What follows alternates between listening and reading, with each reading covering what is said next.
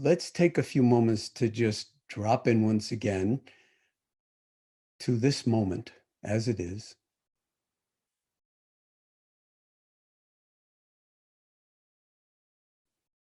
Utilizing your body as a kind of foundational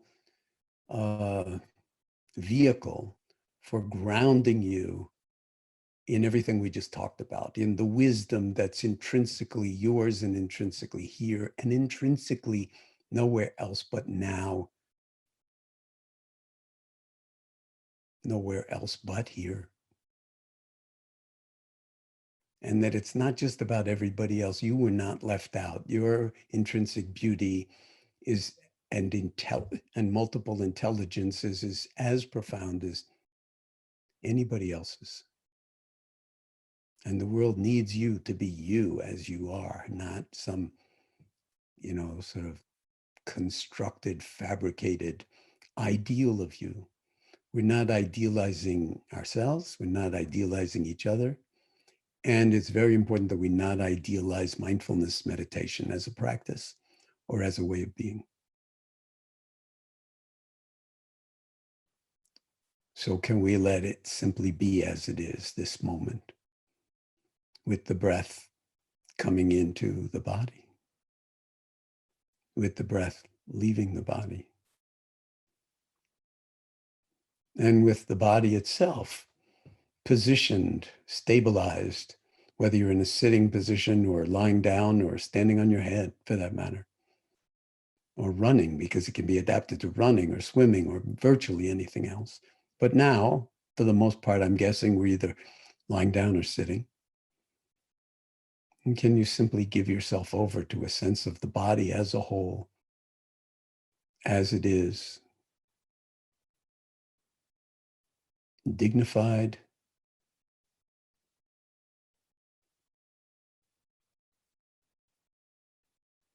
awake,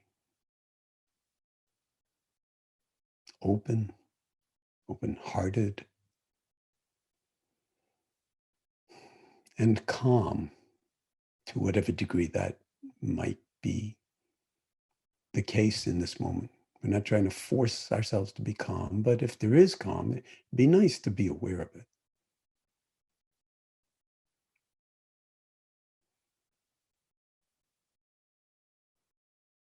And as I said, that calmness is intrinsic to us. It's right down there underneath the agitated, waves of the surface of our own minds.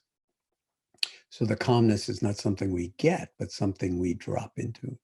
It's always here. And same for clarity.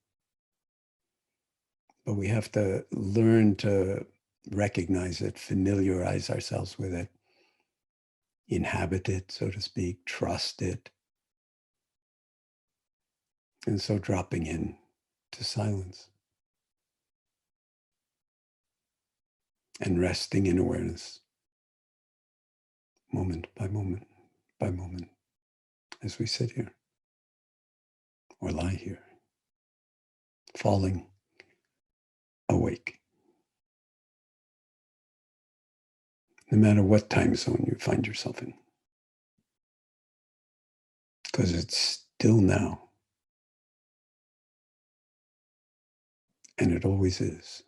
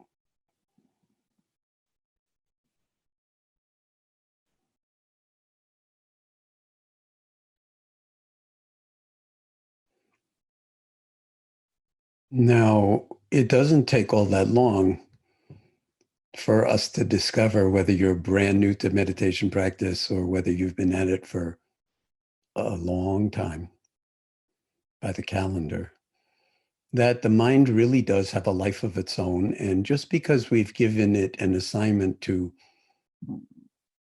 anchor our attention in the body, whether it's with the breath sensations or whether it's with a sense of the body as a whole, sitting or breathing, or whether it's with the sensations in various regions of your body, like your hands or your feet. It doesn't take long for the mind to just go off somewhere else.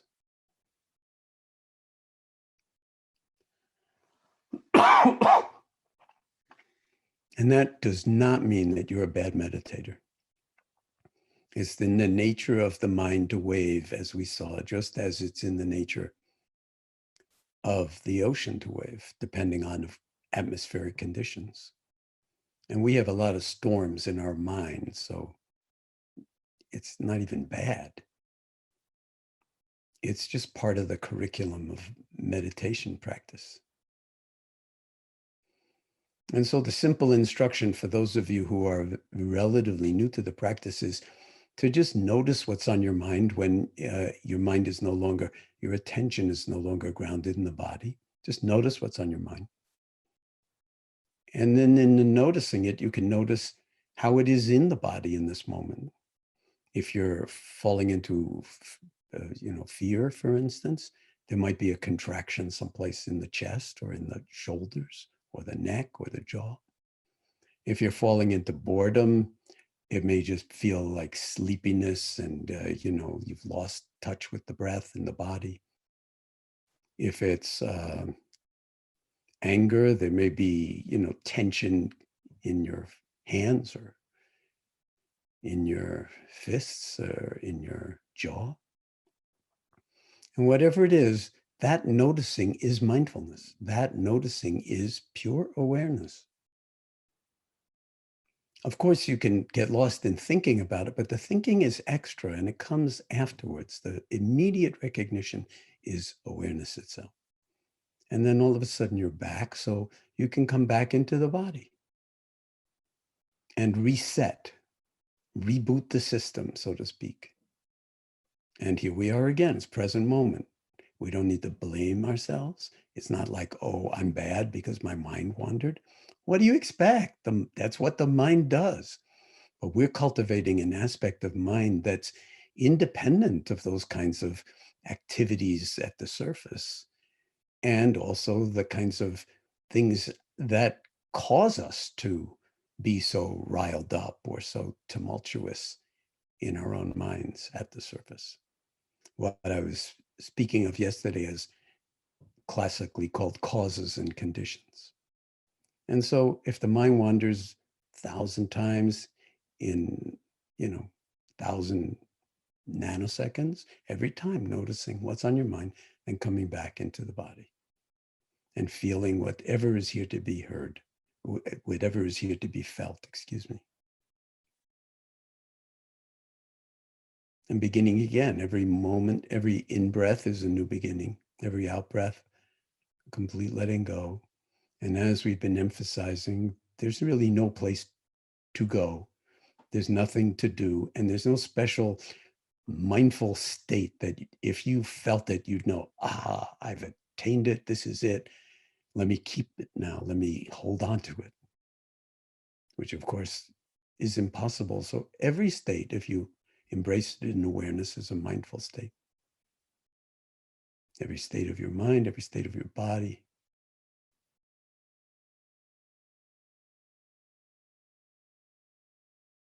And so letting the silence do all the work. Letting the stillness to all the work. And really, there is no work because there's no doing. It's all just learning how to be, dropping underneath the impulse to do or to excel or to attain anything, and to realize that you're already whole, you're already complete. No matter who you are, no matter how old you are, no matter what's wrong with you, quote unquote, still your true nature is wholeness. So for now, at least, can we simply rest in awareness over and over again? And when the mind goes off, we just bring it back. Off, we bring it back. Off, we bring it back. Until the back, the here, the now, the body, the present moment becomes like our home.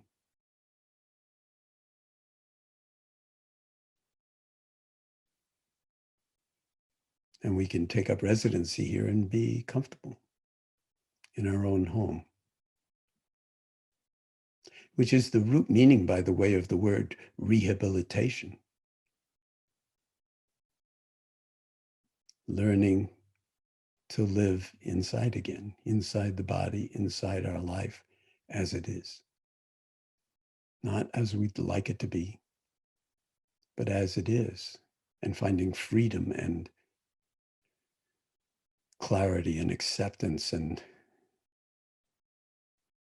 dignity and beauty in it. Right here, right now.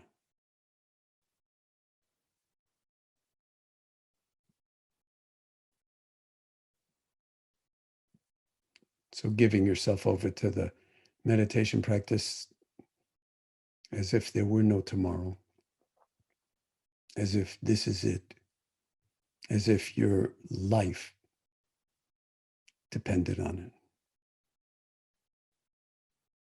which you probably know if you've tuned in that it really, really, really, really does in more ways than you think.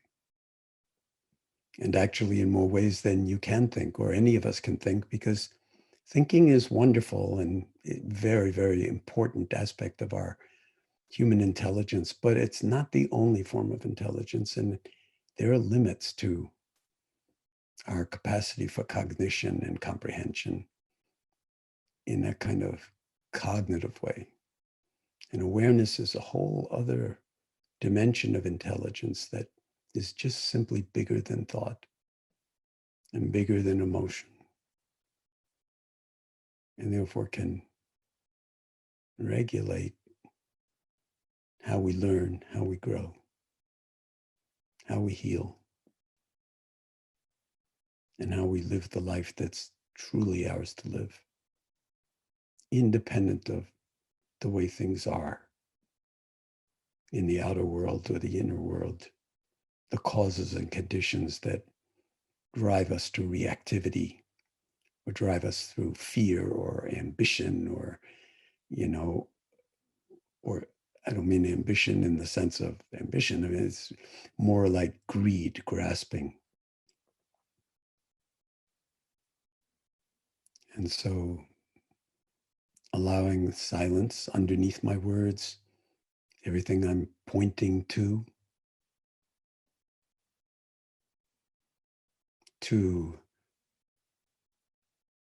be available to you right here, right now.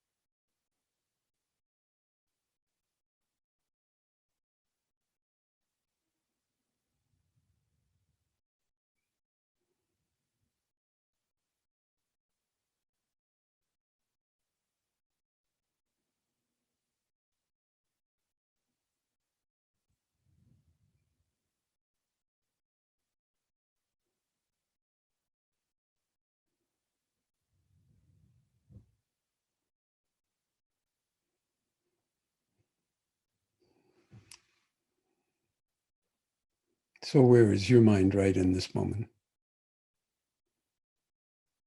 Is it lost in thought, or is it in touch with the body, sitting here breathing, or resting in the boundless spaciousness of awareness itself? And it doesn't matter, because the part of you that knows that is the boundless spaciousness of awareness itself.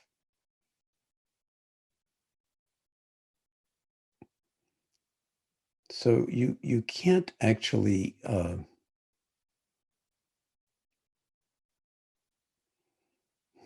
lose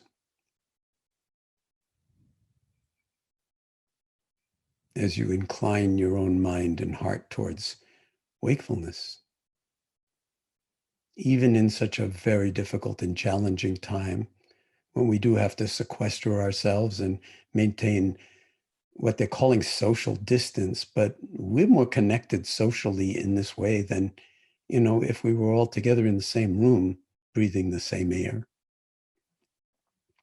So it's really physical distance, as several of my colleagues have emphasized in their meditations.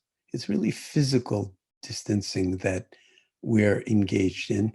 Social distancing, we're actually learning something brand new globally, because we're all in this together, about how we might actually, what we might learn and how we might grow out of this time of pandemic, so that we're stronger and healthier and more aligned with what is most important in life everywhere in the world.